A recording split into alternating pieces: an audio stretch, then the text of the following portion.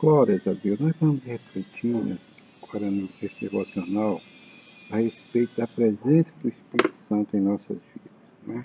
A gente vê aqui em João 14:16 que fala assim, ó: E eu roguei ao Pai, e ele vos dará outro Consolador, para que fique convosco para sempre, o Espírito da verdade, que o mundo não recebe, porque não vê e nem o conhece, mas vós o conheceis, porque habita convosco e está em vós. Olha que maravilha. E no 18 ele fala: Não vos deixarei órfão, voltarei para vós. Que palavra abençoada, né? A gente entender, meus irmãos, que sempre que nós, qualquer um de nós, que aceitar Jesus como nosso único e eterno Salvador, o Espírito Santo de Deus passa a habitar em nós plenamente, é algo assim tremendo para nós, sabe? A gente entender que um cristão, para ele ficar cheio do Espírito Santo de Deus, ele precisa estar sempre disponível, deixar se render mesmo ao controle, o gerenciamento da nossa vida, deixando sempre no controle do Espírito Santo de Deus. É Ele, é o Espírito Santo que vai conduzir a nossa vida, que vai nos orientar, vai alertar a nós de qualquer tipo de situação adversa, levar cada um de nós ao arrependimento e à obediência à palavra de Deus. É Ele que vai dar o consolo na hora devida, sabe? É Ele que vai nos orientar, nos aconselhar na hora que precisar de organizar um projeto, estabelecer um projeto. Às vezes a gente elabora projeto, mas a gente precisa da ação do Espírito Santo de Deus nos orientando. A partir do momento que nós aceitamos Jesus Cristo como nosso único e eterno Salvador, Ele passa a habitar em nós. Foi isso que nós acabamos de ler na palavra de Deus, né? E aí Ele vai nos conduzir dentro daquilo que vai agradar o coração de Deus, né?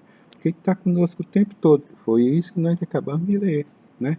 A gente lembrar também que lá no Antigo Testamento, Joel falou que o poder do alto ia descer sobre todos nós, né? E que nós iríamos ser alcançados por essa dádiva, por esse bálsamo divino sobre nós. E Pedro, aliás, ele fala lá em Atos 2, no versículo 16, quando ele diz que testemunhou sim esse derramamento do Espírito Santo de Deus sobre nós, né? Lá em Pentecostes ocorreu esse derramamento do Espírito Santo de Deus na vida das pessoas que estavam ali presentes e hoje nas nossas vidas quando nós aceitamos Jesus como nosso único e eterno Salvador. A gente lembra que lá no Antigo Testamento o Espírito de Deus ele estava disponível às pessoas, principalmente os reis, os sacerdotes, né, os profetas, mas essa disponibilidade mesmo era de forma temporária. Era de forma temporária. A gente lembra, por exemplo, de 1 Samuel, lá no versículo 16, se eu não me engano, acho que é o versículo 16, ele fala que o Espírito de Deus se retirou de Saul. Então ele ficava temporariamente, né? Lá no Salmo 51, bem conhecido, o salmista ele fala para que ele clama a Deus para que não lance fora, não deixe a presença de Deus fora da vida do salmista.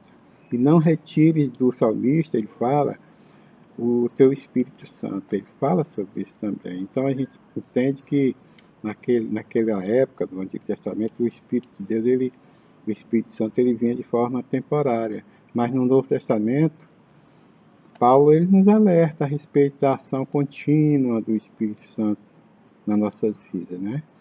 E que esse poder ele está disponível de forma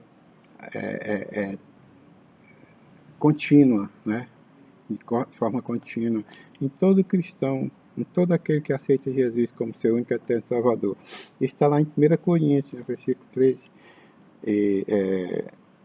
capítulo 3, no versículo 16, fala sobre isso, né? Ele diz: vocês não sabem que o Espírito Santo de Deus, que nós, o cristão, é o templo do Espírito Santo de Deus, né?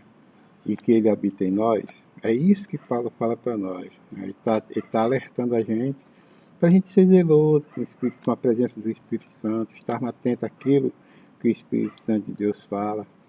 E não só ser zeloso e nem só estar atento, mas obedecer aquilo que o Espírito Santo de Deus fala para nós, né? E algo assim tremendo também que em Efésios 4 fala para nós é para a gente não entristecer o Espírito Santo de Deus, né? Porque nós fomos selados no dia da redenção, no dia que nós aceitamos Jesus, nós fomos selados pelo Espírito Santo. Meu irmão, o primeiro dom que nós recebemos, o selo da salvação, foi o Espírito Santo de Deus que nos selou.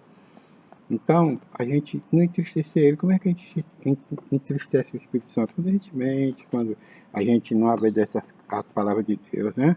Então, a gente tem cuidado para a gente obedecer e entender que o Espírito Santo de Deus está conosco em todo o tempo, sempre nos fazendo o melhor para nós. Obrigado pela tua palavra, Jesus.